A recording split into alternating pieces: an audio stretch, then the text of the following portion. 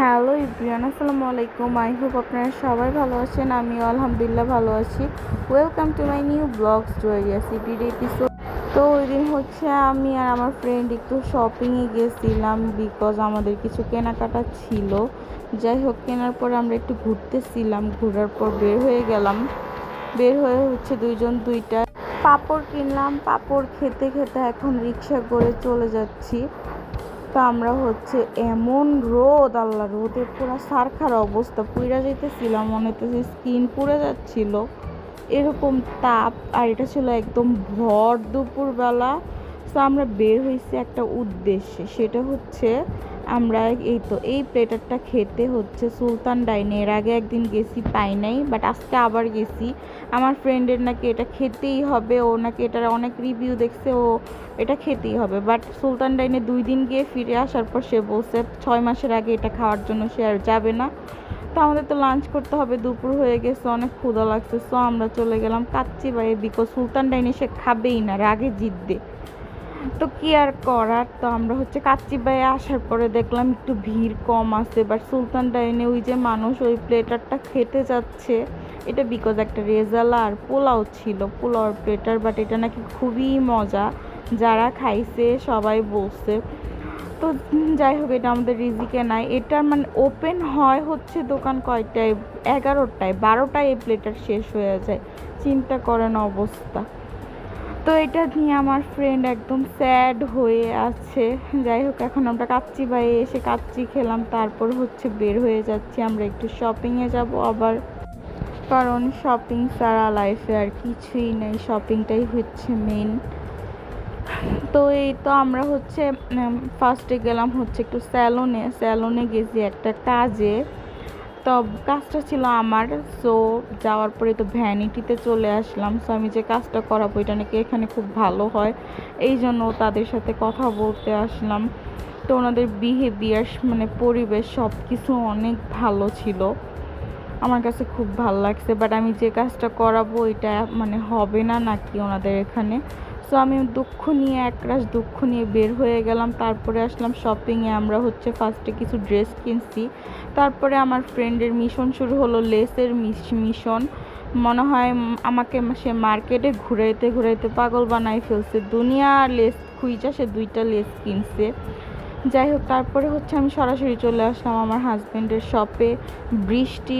বৃষ্টি হবে, সো এখানে বৃষ্টির আনাগোনা শুরু হয়েছে। তারপর হচ্ছে বাসায় চলে আসলাম। আর আকাশের অবস্থা দেখেন, এখানে ট্রেন যাচ্ছিল, পরিবেশটা খুবই সুন্দর ছিল, আর প্রচণ্ড বাতাস ছিল, আমার খুব ভালো লাগতেছিল। তারপরেই তো বৃষ্টি শুরুই হয়ে গেল, আর আমি হচ্ছে আনন্দ নিয়ে বৃষ্টিতে ভিজতেছিলাম। কারণ বৃষ্টি হবে, আমি ভিজবো না, এটা হতেই পারে না। আমি হচ্ছে শাওয়ার নিছি, শাওয়ার নেওয়ার পরে হচ্ছে বৃষ্টি আসতে, তো আবার বৃষ্টিতে ভিজতেছি। সো আমি খুব বৃষ্টি পাগল একটা মানুষ, বৃষ্টি আসলে আমার ভিজতেই হয়, আমার অনেক ভালো লাগে। তো যাই হোক, এটা হচ্ছে এর পরের দিন। তারপর দিন হচ্ছে আমি পড়তেছিলাম, কারণ আমার এক্সাম ছিল। আমার হাজব্যান্ড হুট করে ফোন দিয়ে বলে নিচে নামো। আমি তো পুরো থতবত খেয়ে গেলাম। সো সে যে কই যাইতেছে, কি করতেছে, আমাকে কিছুই বলতেছে না। তারপর গেলাম বাসায়, তার নাকি নুডলস খেতে ইচ্ছা করতেছে। মানে এর পরের দিন আমার একটা কঠিন এক্সাম, মানে কঠিন সাবজেক্টের এক্সাম। সো আমি এখানে বসে নুডলস বানাচ্ছিলাম। যাই হোক, তো তার জন্য এতটুকু স্যাক্রিফাইস করাই যায়। তো এই তো ভালো করে আমি ডিম ঘাটা করতেছিলাম, আর আমার ছেলেকে রেখে এসেছি, সেই টেনশনেও আমি আছি। মানে মাথার ভিতরে 100টা টেনশন ঢুইকা রয়েছে। একে তো এক্সাম, আবার হচ্ছে ছেলে, আবার বাসায় বলেও আসি নাই। তো এই হচ্ছে অবস্থা। তো আমি হচ্ছে এখানে ডিম ঘাটা করতেছিলাম ভালো করে, তারপর হচ্ছে আলু দিয়ে নিলাম, পেঁয়াজ মরিচ দিয়ে নিলাম, মানে নুডলস বানাচ্ছিলাম, এটা একটু করতেছি। তো সব একসাথে মিক্স করেই তো নুডলস দিয়ে দিলাম।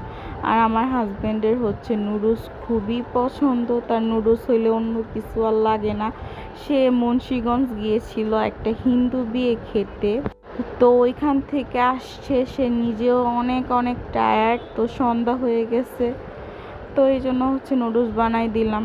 তো ফাইনালি তো নুডলস রেডি, এখন হচ্ছে সে খাবে। সে অনেক হ্যাপি এখন নুডলস পেয়ে। আর ছেলের খবর নিতেছিল ওই দিক দিয়ে। আমি হচ্ছে লাস্ট ফার্মাতে আসছি, আমার কিছু কেনাকাটা ছিল।